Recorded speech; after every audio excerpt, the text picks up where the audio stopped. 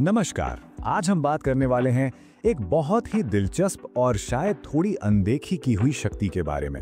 ये शक्ति है मौन की, यानी चुप रहने की। हम अक्सर सोचते हैं कि अपनी बात मनवाने के लिए बोलना जरूरी है, लेकिन क्या हो अगर असली ताकत कम बोलने में हो? चलिए आज इसी को समझते हैं। तो यहाँ एक बड़ा सवाल है, क्या वाकई चुप रहना बोलने से ज्यादा असरदार हो सकता है? यह सवाल थोड़ा अजीब लग सकता है, क्योंकि हम तो ऐसी दुनिया में रहते हैं जहां हर तरफ शोर है, जहां हर कोई अपनी बात कहना चाहता है। और देखिए, असल में होता क्या है ना, हम हर समय हर बहस में अपनी बात को सही साबित करने में लगे रहते हैं। कोई कुछ कहता है तो हम तुरंत जवाब देते हैं, लेकिन इसका नतीजा क्या होता है? अक्सर और ज्यादा कंफ्यूजन और ज्यादा उलझन। तो इस पूरी उलझन को समझने के लिए चलिए एक बहुत ही सिंपल सी लेकिन गहरी कहानी सुनते हैं। ये कहानी है नमक और पानी की, और ये हमें सिखाएगी कि मौन का असली मतलब क्या है। तो कहानी शुरू होती है एक शिष्य से, जो बड़ा परेशान था, गुस्से में था। उसने अपने गुरु से जाकर शिकायत की कि गुरुजी, लोग मेरी बात समझते ही नहीं। मैं जितना समझाने की कोशिश करता हूं, मामला उतना ही उलझ जाता है। ये एक ऐसी फीलिंग है जो शायद हम सब ने कभी न कभी महसूस की है। गुरु मुस्कुराए और उन्होंने एक छोटा सा एक्सपेरिमेंट किया।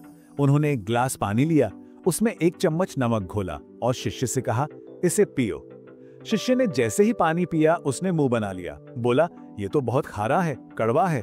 ये कड़वा पानी बिल्कुल हमारी परेशानियों जैसा है।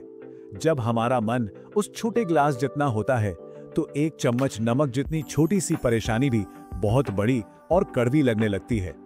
फिर गुरु उस शिष्य को एक बड़े से तालाब के पास ले गए। उन्होंने वही एक चम्मच नमक उस बड़े तालाब में डाल दिया और शिष्य से कहा, अब इसका पानी पियो। शिष्य ने पानी पिया और वो हैरान रह गया। पानी का स्वाद बिल्कुल नॉर्मल था। उस एक चम्मच नमक का कोई असर ही नहीं हुआ था। तब गुरु ने जो समझाया वही इस कहानी का कह सकते हैं सार है। उन्होंने कहा, जीवन में परेशानियां तो नमक की तरह हैं, वो उतनी ही रहती हैं।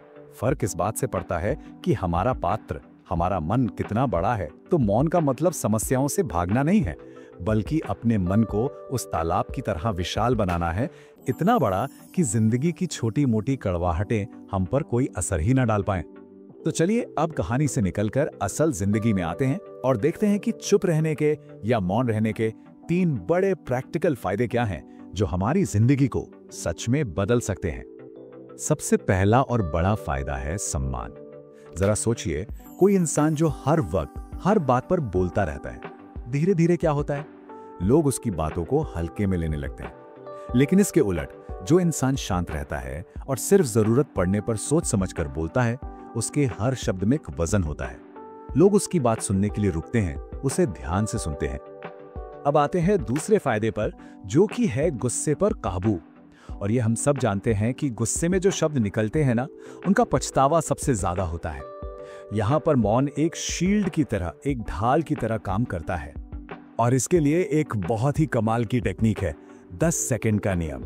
जब भी गुस्सा आए, कुछ भी रिएक्ट करने से पहले बस 10 सेकंड के लिए एकदम चुप हो जाइए। ये 10 सेकंड हमारे दिमाग को वो जरूरी वक्त देते हैं कि वो थोड़ा ठंडा हो सके और सही गलत में फर्क कर सके। ये एक छोटा सा पॉज हमें बहुत बड़े नुकसान से बचा सकता है। और यकीन मानिए, इस चीज की ताकत को कम नहीं आंकना चाहिए। जो इंसान अपने इमोशंस के पीक पर, खासकर गुस्से में, खुद को चुप रख सकता है, वो असल में अपनी जिंदगी का कंट्रोल अपने हाथ में ले लेता है। फिर वो हालात का गुलाम नहीं रहता, बल्कि उनका मालिक बन जाता है। और तीसरा फायदा जुड़ा है लॉन्ग टर्म बेनिफिट से। जब हम कम बोलते हैं तो हम ज्यादा सुनते हैं, ज्यादा देखते हैं। मतलब हम एक बेहतर ऑब्जर्वर बन जाते हैं। करियर में ये आदत हमें बेहतर फैसले लेने में मदद करती है।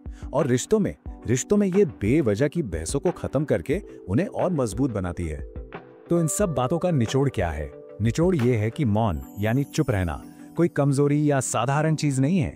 ये असल में एक सुपर पावर है।